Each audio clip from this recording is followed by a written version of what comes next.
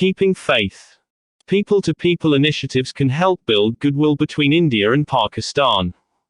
At a time when most other India-Pakistan exchanges are suspended, even a simple proposal by the Pakistan Hindu Council, forwarded by Pakistan to India, to allow pilgrims of both countries to travel by air to avoid cumbersome journeys seems a leap.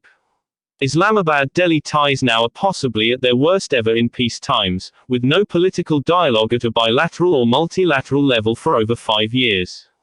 After many terror attacks, India has stopped normal communications and cultural exchanges, and after the government's moves on Article 370 in Jammu and Kashmir, Pakistan stopped all trade ties.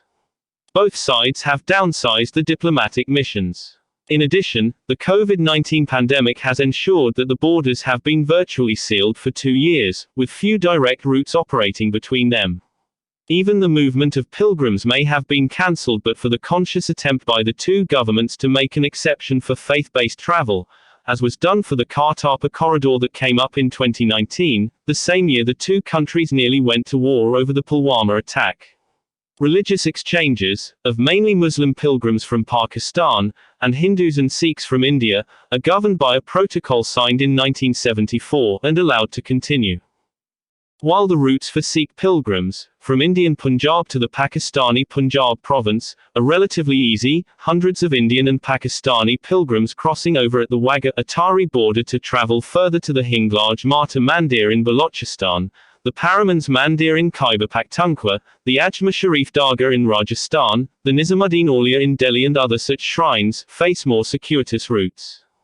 To avoid the extra time in travel, the Pakistan Hindu Council, which has now signed an MoU with Pakistan International Airlines (PIA) to facilitate faith-based tour groups, has asked that PIA charters from Karachi and Lahore be allowed to fly direct to Indian cities this week, with a view to also allowing reciprocal air charters from India.